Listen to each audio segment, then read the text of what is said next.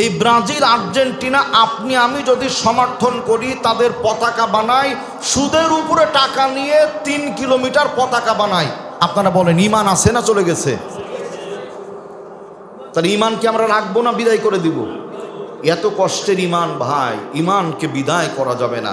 যদি তাই হয়, ওমান ইয়াকফুর বিল ঈমানি ফাকাদ হাবিতা আমালু ওয়া হুয়া ফিল আখিরাতি মিনাল খাসিরিন।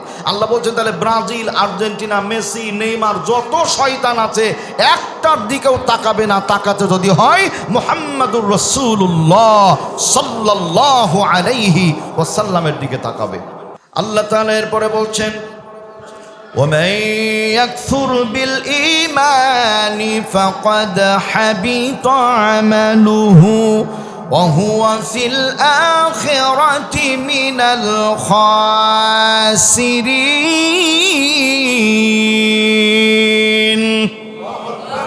ومن يكفر যে ব্যক্তি অস্বীকার করে বিল ঈমান, ঈমানকে, তার মানে ঈমান আনার পরেও যারা কুফরি করে, অপরাধ করে, অন্যায় করে, ফাকাদ হাবিত আমালু, আমি আল্লাহ তার সল আমলগুলোকে বিনষ্ট করে দিই।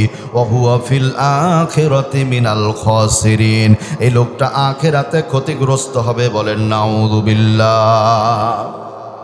ঈমানের পরিবর্তে কুফরকে গ্রহণ করা। ব্রাজিলে, আর্জেন্টিনায় আজান জোরে দেওয়া যায় না, নিষিদ্ধ। কোরআনের তেলাওয়াত জোরে করা যায় না, নিষিদ্ধ। আপনি লিল্লাহে তাকবীর আল্লাহু আকবার বলবেন, সাথে সাথে আপনাকে ক্রসফায়ার দিবে, নিষিদ্ধ। তার মানে আল্লাহর নাম উচ্চারণ করা যায় না।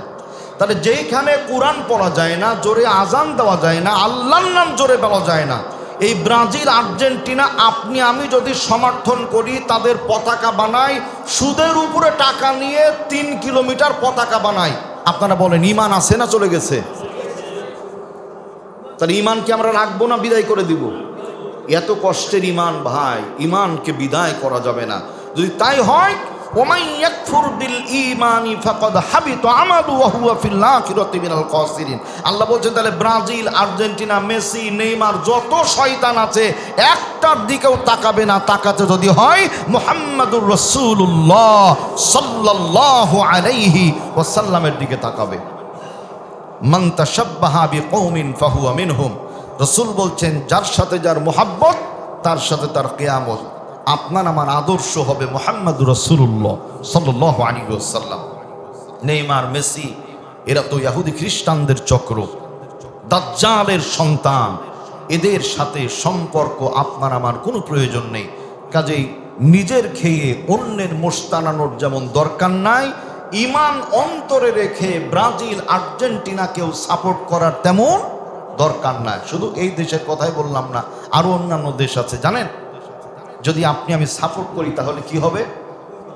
প্রথম যে কাজ হবে তা হলো তাদেরকে সাপোর্ট করার কারণে যত টাকা পয়সা তাদের কাছে যাবে, এই টাকা নিয়ে আপনার আমার ভাই, আপনার আমার বোন ইরানের গলায়, ফিলিস্তিনের গলায় তারা বুকে এইরকম করে তাক করে বুলডুজার, কামান, মিসাইলগুলো মারে।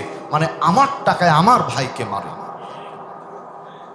শুধু তাই নয়, বিশ্বকাপ খেলাকে কেন্দ্র করে ব্রাজিল, আর্জেন্টিনা যেখানেই খেলা হোক না কেন, এই খেলাকে কেন্দ্র করে কোটি কোটি ডলারের জুয়া হয় সেখানে।